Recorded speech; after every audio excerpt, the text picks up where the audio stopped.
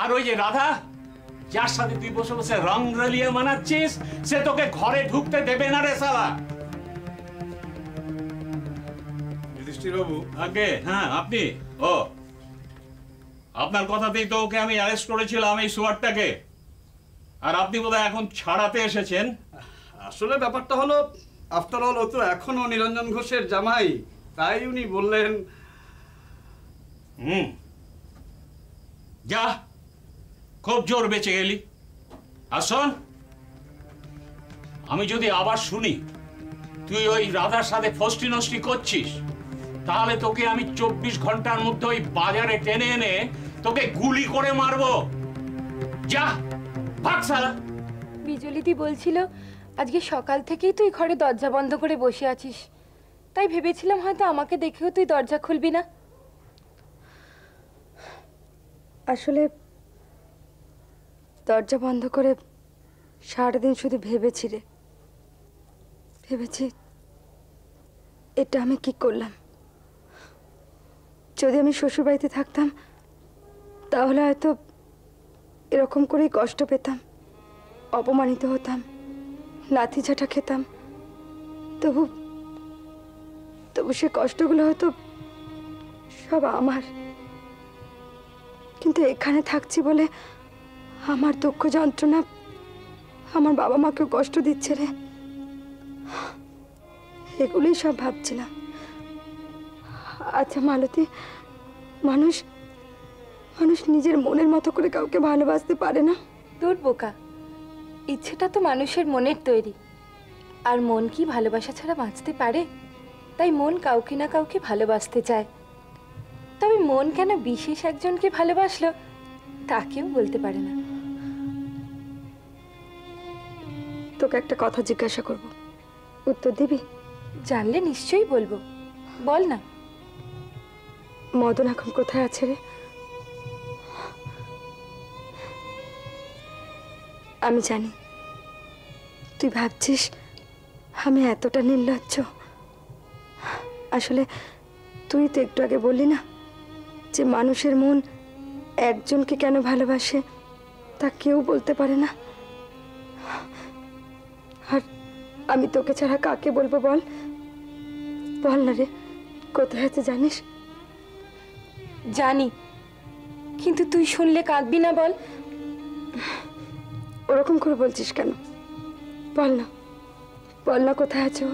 ওই যে রাধার পাঠ করে যে মেয়েটা নয়নপুরে থাকে, ওকে তার ঘর থেকে পুলিশ ধরে নিয়ে গেছে। পুলিশ ধরেছে? কেন?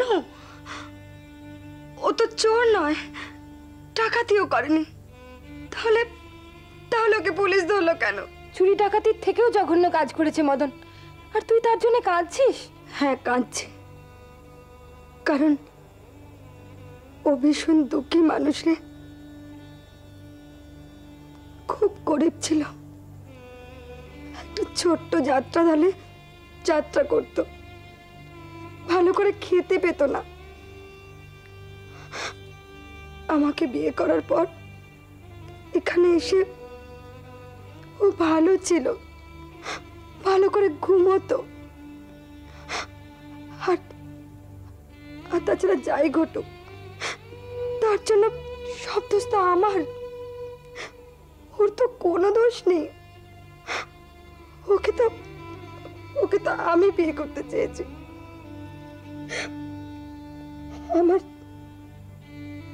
আমার মন চেয়েছে সময় হলে আমার সেই মনটাই বলে দিত ও কি করলে ভালো হবে।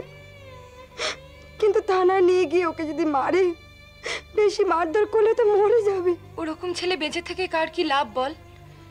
তোকে যে আমি ঘটনার কথা জানিয়েছিলাম সেটা নিশ্চয়ই তুই মদনকে বলেছিস। হ্যাঁ, রাগের মাথায় বলেছিলাম। তারপরে কি হয়েছিল শুনবি? মদন পাড়ার 3টে ছেলেকে আমার পিছনে লাগিয়েছিল, বিল্টু, কানাই, পঞ্চু। তারা আমাকে রাস্তায় ধরেও ছিল। অবশ্য বিল্টু আমার পক্ষে ছিল বলে কোনো রকমে সামলে চলে এসেছিলাম। মেসোমশাই পঞ্চায়েত প্রধান সুনীল কাকাকে দিয়ে মদনকে পুলিশে ধরিয়ে দিয়েছেন। বাবা, কিন্তু বাবা কেন এরকম করলো? পুলিশের মারে মদনের যদি কিছু হয়, আমাকে সাদা শাড়ি পরে বেড়াতে দেখলে বাবার খুব ভালো লাগবে। আমি মদনকে ভালোবাসি। মদনের খারাপ ভালো যাই হোক, ওকে ভালো করার দায়িত্ব আমার, পুলিশের নয়। এত জায়গায় ঘুরে বেড়াস, অথচ মদনের একটা খবর আনতে পারলি না? ছেলেটা কাল থেকে বাড়িতে ফেরেনি, থানায় থাকলো না, এটা কথা ছিল, কিন্তু তোর কাকা তো আবার দয়া দেখিয়ে দেখে ছাড়িয়ে নিয়ে এসেছে। সে তো দুপুর বেলায়, তারপরে পাড়ার ছেলেগুলো গো, ওই বিল্টুরা, ওদেরকে জিজ্ঞেস করেছিল, বলে কিনা যা লোক দেখগে যা, নয়নপুরের ভাগাড়ে পড়ে আছে হয়তো। ওকে শুনছো? তোমার জামাইয়ের কীর্তি শুনছো? বিজলি কি বললো? এত কিছুর পরেও তুমি সুনীলবাবুকে পাঠিয়ে ওকে ছাড়িয়ে আনলে? ছাড়ালাম, কারণ সবাই জানে ও নিরঞ্জন ঘোষের জামাই। কাল পুলিশের মার খেয়ে বেরিয়ে যখন নেশা করে রাস্তার মোড়ে দাঁড়িয়ে আমার বাপ চোদ্দ পুরুষ উদ্ধার করবে, তখন কে সামলাবে? তুমি। কাকিমা, ওই মোহিনীর বন্ধু মালতী এসেছিল, ওকে যদি একবার জিজ্ঞেস করে। মালতী এসেছিল? কই আমাকে বলিসনি তো? দেখো পাশের ঘরে আছে কি না, থাকলে একবার এখানে পাঠিয়ে দে। না কাকিমা, ও তো অনেকক্ষণ চলে গেছে। কানন, কেন নিজেদের ঝামেলার মধ্যে পরের মেয়েকে জড়াচ্ছ? ওকে বলার পর ও যদি সত্যি মদনের দেখা পেয়ে তাকে কিছু বলে, আর তখন মদন যদি ওকে বেইজ্জত করে, তাহলে আমার মান সম্মান এখনো যেটুকু আছে তাও থাকবে না। তাহলে কি করবো বলো? হাত পা গুটিয়ে বসে থাকবো? চোখের সামনে একটা মাত্র মেয়ে তিল তিল করে শেষ হয়ে যাবে, আমরা বসে বসে দেখবো? কোনো বাপ মাতা পারে? আমি কি করব? মদনের সঙ্গে মারামারি করব? কোথায় কোথায় সালি মহারানী ভিক্টোরিয়া? বেরো! সারা তোর বাপের জন্য এরা 4 পয়সার দারোগা আমাকে চাণক্য দেখিয়েছে, আমি সালা হিটলার দেখিয়ে ছাড়বো। ওগো শুনছো? বেরো সালে! মদন কি বলছে শুনছো? ওগো কি হবে গো? আমার যে হাত পা। দাঁড়াও দাঁড়াও, তোমরা কেউ বেরবে না, আমি দেখছি। আজকে ওর একদিন কি হবে একদিন। শোনো, তুমি আমার ঘরে যেও না। যাবো না, কিছুতেই ভেতরে যাবো না আমি। আমি বলছি তো, আমি বাবার সঙ্গে কথা বলবো। তুমি এভাবে চিৎকার করো না লক্ষ্মীটি। আলবাত চিৎকার করব, আলবাত চিৎকার করব। আমি কোথায় যাব, কার সঙ্গে কথা বলবো, কার সঙ্গে বসে মাল খাবো, এই সব কৈফিয়ত তোমার দিতে হবে নাকি? হ্যাঁ, সব কৈফিয়ত দিতে হবে। আমার পেছনে গন্ধ লাগানো। না, তুমি ভেতরে চলো, ভেতরে গিয়ে যত খুশি চিৎকার করো, যা খুশি বলো, এখানে করো না। বাবা কি ভাবে? আরে ভাবুক, ভাবুক সারা, সব নিরঞ্জন ঘোষের প্রেস্টিজ আছে, আমার বুঝি নেই, আমি ফালতু। শোনো মদন, মানুষ ফালতু হয় নিজের দোষে, আর আমার প্রেস্টিজ আছে বলে তুমি এখন এখানে দাঁড়িয়ে আছো, নইলে এতক্ষণ থানার গারদে তুমি মাথা নিচু করে ঝুলতে। আরে জান জান, আর একটু হলে ওই ওই দারোগাটাকে আমি বুঝিয়ে দিতাম আমি কে আর আমার ক্ষমতাটাই বা কি। তুমি বাবার সঙ্গে এইভাবে কথা বলছো? চাপ সালে, মদন পালের কাছ থেকে কোনোদিন কৈফিয়ত দাবি করবে না। মদন পাল কারো বাপের চাকর নয়। এখন থেকে এখানে চাকর হয়ে থাকতে হবে, নইলে চাপকে তোমার পিঠের ছাল আমি তুলে দেবো। বাবা, বাবা তুমি ঘরে যাও, আমি ওর সঙ্গে কথা বলছি। তুই একদম চুপ করে থাক, কোনো কথা বলবি না। শোনো মদন, এখন থেকে এখানে ভদ্রভাবে থাকতে হবে, কোন রকম বদমাইশি করা চলবে না, যখন তখন মদ খেয়ে বাড়ি ফেরা চলবে না। আলবাত মদ খেয়ে বাড়ি ফিরবো, আমি কারো বাপের পয়সায় মদ খাই না। আর তাছাড়া আপনি কে এই সমস্ত জ্ঞান দেবার আমাকে? আমি তোমার বউয়ের বাবা, তোমার শ্বশুর। বউয়ের বাবা, শ্বশুর? আরে আপনি তো সেটা হয়েছিলেন নিজের ইচ্ছে, আমি কখনো আপনাকে এসে বলিনি আমার শ্বশুর হন। না, বাবার ইচ্ছেতে নয়, আমার ইচ্ছেই তিনি শ্বশুর হয়েছেন, আর তুমি এবার জামাই হয়েছো। আমি তো সেটা হয়েছিলাম দয়া করে। তোমার বাবা আমার হাত দুটো ধরে কান্নাকাটি করেছিলেন, তাই নাহলে কোন সারা এ বাড়িতে বিয়ে কর। তার মানে আমার মেয়ের জন্য তোমাকে জামাই করতে বাধ্য হয়েছে বলে তুমি যা ইচ্ছে তাই করবে? মদ খেয়ে নোংরা মেয়ে মানুষের ঘরে পড়ে থাকবে আর আমি বেঁচে থাকতে সেটা সহ্য করবো? আলবাত সহ্য করতে হবে। আপনার জন্য থানার দারোগা আমাকে কুত্তার বাচ্চা বলেছে, আমি দেখিয়ে দেবো এই কুত্তার বাচ্চার ক্ষমতা কত। অনেক দেখিয়েছো, এবার দয়া করে ঘরে চলো। দেখো, আমি কাল থেকে কিচ্ছু খাইনি, একটু ঘুমোইনি পর্যন্ত। তুমি তুমি আর আমাকে কষ্ট দিও না। আমি আমি তোমার পায়ে ধরছি। খবরদার, খবরদার তুমি আমার পায়ে হাত দেবে না, তাহলে কোনো লাভ হবে না, কোনো লাভ হবে না।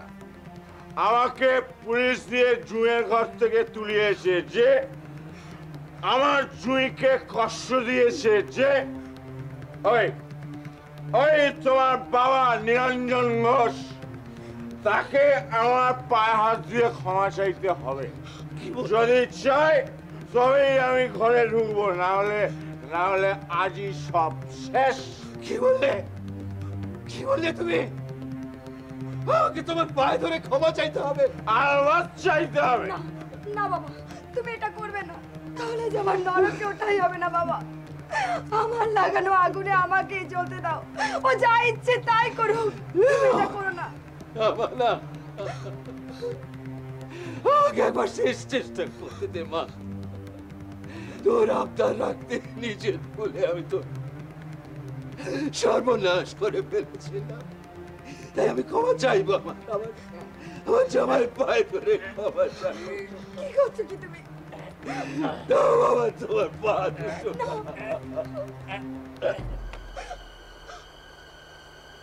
বাবা, বাবা, কি হচ্ছে বাবা? বাবা, তোমার শরীর খারাপ লাগছে বাবা। কি হয়েছে বলো, কি হয়েছে? কি হয়েছে বাবা? মা, মা, মা, বিজলি দি দেখো বাবা কেমন করছে।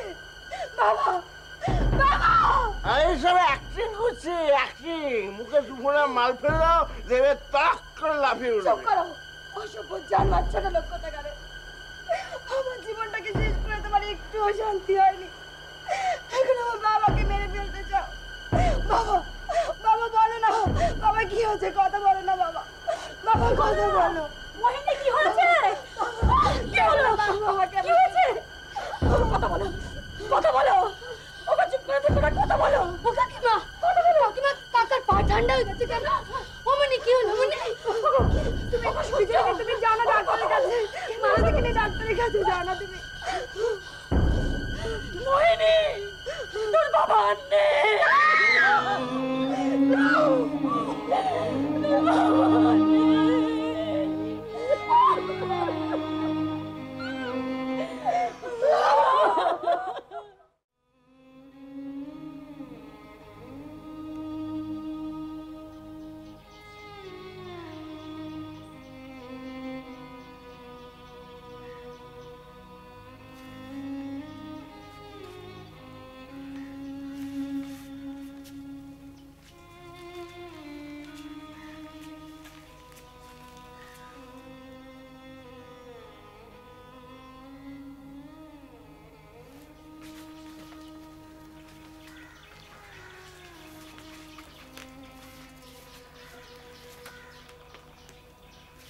কিরে, কিছু বলবি?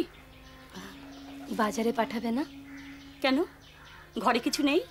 হ্যাঁ, আনাজ তরকারি আছে, মাছ আনতে হবে। ওতেই হবে, যা আছে ওতেই করে নে। খাবি তো তোরা দুজন? কেন, তুমি খাবে না? তোর কাকা মারা গেছেন আজ ঠিক 1 মাস হলো। আজ আর কিছু খাবো না রে। রাতের বেলায় 2টো চিঁড়েই খাবো, তুমি একটু সাবু এনে দিস। ঠিক আছে কাকিমা। সুনীল বাবু এসেছেন, কি জরুরি কথা ছিল বলছিলেন। পাঠিয়ে দে।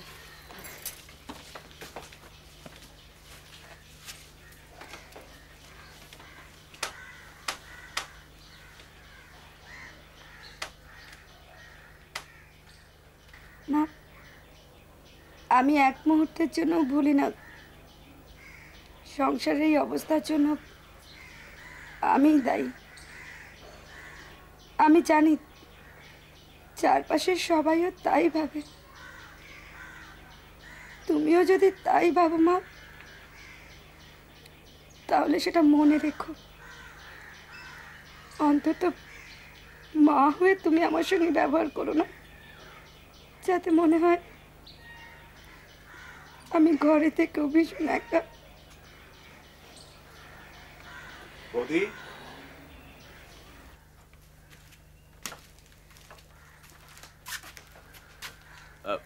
বৌদি, আপনি কি বিশেষ কিছু বলবেন? আগে ভাবছি কথাটা মোহিনীর সামনে বলা ঠিক হবে কিনা। সুনীল কাকু, কথাটা যদি আমার স্বামীর সম্পর্কে হয় তাহলে আপনি বলতে পারেন, কারণ ওর সম্পর্কে আর এমন কোনো কথা নেই যে আমাকে কষ্ট দেবে। আপনি বলুন সুনীল কাকু। বৌদি, বলছিলাম ওই আপনাদের কুলপিতে যে কোল্ড স্টোরেজ আর রাইস মিল আছে সেখানকার কর্মচারীরা আজ পঞ্চায়েত অফিসে এসেছিল। কেন, কোনো গোলমাল হয়েছে? আগে সেরকমই তো বললো। কিন্তু আমার কাছে না এসে ওরা পঞ্চায়েতে গেল কেন জিজ্ঞেস করেছিলেন? আগে ওরা আপনার কাছে আসতে চেয়েছিল, কিন্তু আপনাদের জামাই ওদের শাসিয়েছে। জামাই বলবেন না, বলুন মদন। মদন কি এখন আমাদের ব্যবসার ব্যাপারে না গলাচ্ছে নাকি? আসলে বৌদি, নিরঞ্জন বাবুই তো ওকে ব্যবসার পার্টনার করে গিয়েছিলেন। এসব আপনি কি বলছেন? উনি মদনকে পার্টনার করে গেছেন? কই, মোহিনীর বাবা তো এসব কথা আমাকে কিচ্ছু বলেনি, অথচ আপনারা সবাই জানেন। আশ্চর্য। জানি মানে মদনী কর্মচারীদের সমস্ত কাগজপত্র দেখিয়েছে, এমনকি ব্যাংকের জয়েন্ট অ্যাকাউন্টে নিরঞ্জন বাবুর সঙ্গে ওর নামও রয়েছে। এ মাসে কর্মচারীদের এখনো মাইনে হয়নি, সেই নিয়ে ওরা মদনকে বলতে সে পরিষ্কার বলে দিয়েছে মাসের মধ্যে যে কোনো দিন মাইনে দিয়ে দেওয়া হবে। মোহিনী, এবার বুঝতে পারছিস তুই আর তোর বাবা মিলে কি সর্বনাশে সলতে জ্বালিয়েছিস? এখন তো পুড়ে মরতেই হবে। সুনীল বাবু, আপনি আমার ব্যাংকে গিয়ে খোঁজ নিন তো, টাকা পয়সার অবস্থা কি? হ্যাঁ, তা না হয় নিচ্ছি, কিন্তু মদনও তো একটা বন্দোবস্ত করা দরকার। পাড়া দুটো ছেলেকে জুটিয়ে দিন রাত মদ খেয়ে বেলেল্লাপানা করছে, এলাকার লোক ভয়ঙ্কর রেগে আছে। কখন কখন কি হয়ে যায়। সুনীল কাকা, আমাকে একবার ওর কাছে নিয়ে যাবেন? কি বললি? তুই ওর কাছে যাবি? এত কিছুর পরেও তো শিক্ষা হলো না হতভাগী। তুমি কেন বুঝতে পারছো না মা, যে আমাদের এখনো ছাড়াছাড়ি হয়নি? ও এখনো আমার স্বামী, তাই ওকে বোঝানোর, ওকে ফিরিয়ে আনার দায়িত্বও আমার। আর আর তুমি তো বলতে মা, যে ভালো হোক মন্দ হোক স্বামী স্বামী। ঠিকই বলতেন, কিন্তু এখন দিনকাল পাল্টেছে। এখনকার মেয়েরা তাদের আত্মমর্যাদা সম্পর্কে অনেক বেশি সচেতন। তারা স্বামীকে ভালোবাসে, কিন্তু স্বামীর অত্যাচার সহ্য করে না।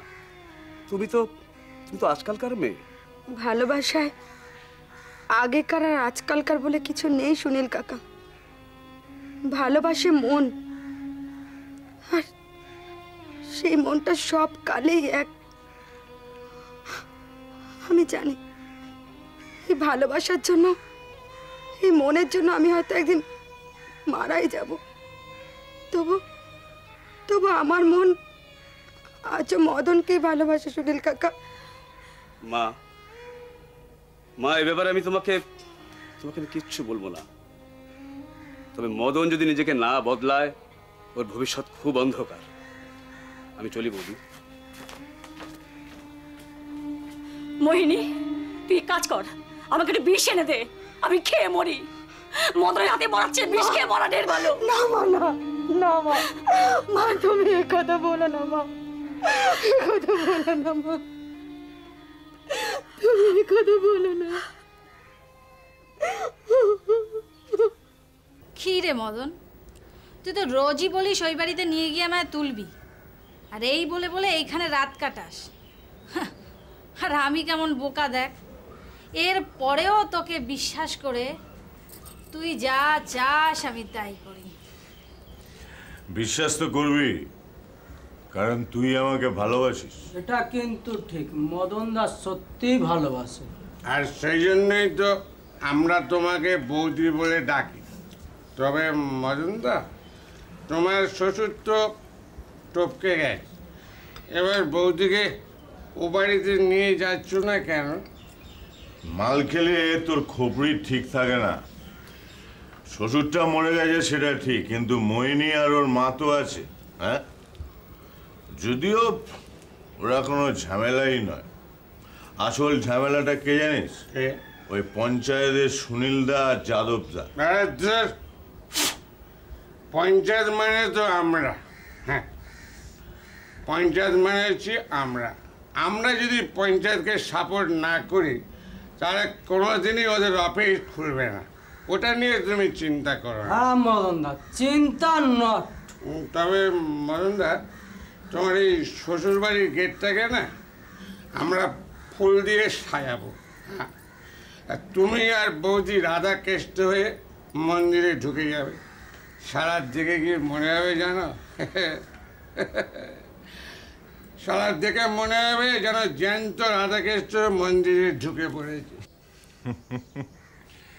তোদের ভরসাতেই তো আছি। সারা জীবন ভরসাই করে যাবি, কাজের কাজ কিচ্ছু হবে না। মাঝখান থেকে আমরা দুজন বুড়ো বুড়ি হয়ে যাব। আমার তো মাঝে মাঝে মনে হয় যে রাধার পাটটা তোরই করা উচিত ছিল। এ ফালতু কথা বলবি না তো, এমনিতেই টাকলা গরম হয়ে আছে। যত রাগ আমার সঙ্গে না, আরে যদি হিম্মত থাকতো না অনেক আগেই নিয়ে গিয়ে ওই বাড়িতে তুলতে। আরে ঘাবড়াচ্ছেন কেন? ঠিক তুলবে। হ্যাঁ, এ মেয়ে ছেলেটাকে বোঝাতো, বুকে বুকে একেবারে কানের পোকা ফেলে দিল। বৌদি, বৌদি, বলো। মদনদার শ্বশুর তো 1 মাস হলো মারা গেছে। আর কটা দিন যাক, তারপর ঘায়ের উপর একটু চুমটি পড়ুক, তারপর দেখবেন খুঁচিয়ে ঘা করে দিলেই হবে। আর ঘা খোঁচালেই ঘা পচবে। আর একবার যদি পচা শুরু হয় না, দেখবেন সারা শরীর পচে বল হরি বল, হরি বল, হরি বল, বল হরি বল, হরি বল, হরি বল।